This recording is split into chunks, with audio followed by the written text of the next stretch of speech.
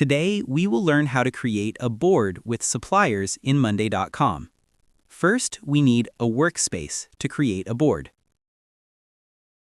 Now, we can either click this Add New Board or click Add Item to Workspace.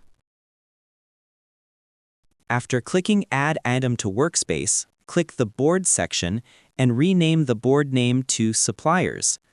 Then, click Create Board.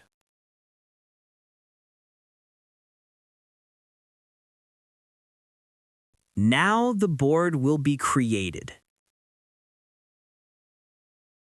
Let's change the group title to Suppliers.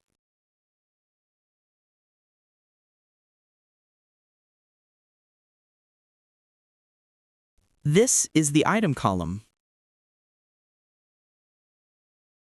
Here we can list multiple items.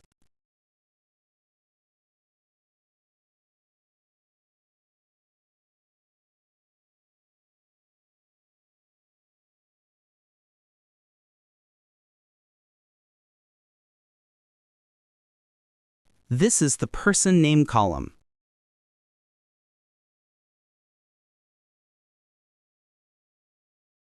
Here we can see the details of the suppliers.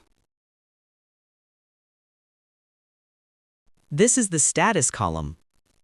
Here we can view the status in details.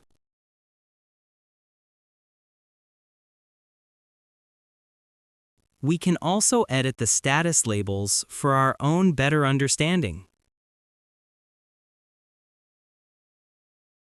To apply the changes, we must click the Apply.